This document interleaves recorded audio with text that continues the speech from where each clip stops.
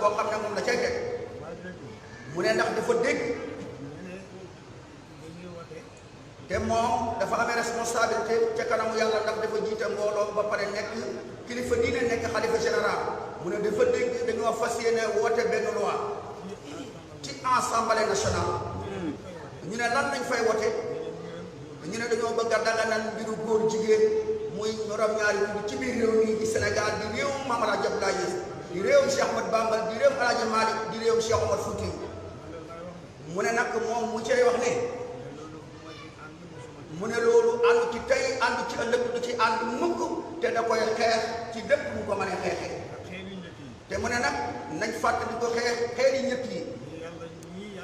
ñi nga xam ne dañoo nekkoon ci mbon gi mooy góor jigéen ñi ba yàlla yónnee yonent yàlla Luut ne leen nañ bàyyi contre nature bii ñuy def bañ tëxee yàlla na wax mu ne dama leen bittar ci rek la féete woon kaw ma féetale ko suuf la féete woon suuf féete kaw fa ja'alnaaha aaliyaha saafilaha wa amtarnaa alayhim hijaaratan min sijjiilin mamduudin musawwamatan inda rabbika waaye ba xeer yooyu soriwul wa maa hiya min az-zaalimiina bi ba'iid te mu ne yàlla moo ma defoon loola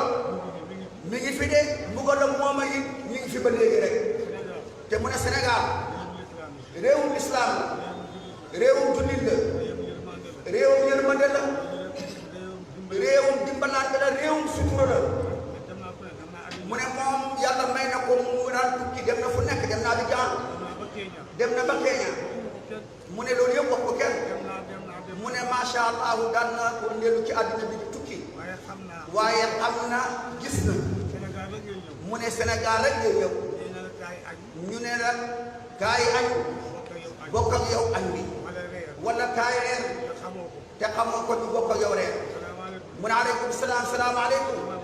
damaa bëgg fu ma fanaan mu ne ñu utal la néeg nga fanaan fa mu ne loolu social boobu Sénégal rek la am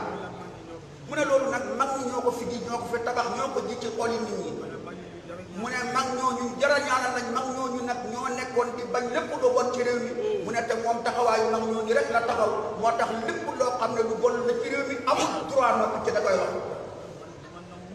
mu ne loolu day du nangu mukk ñu wote ko mi ngi après nag autorité yi nga xam ne ñoo yor réew mi ne loolee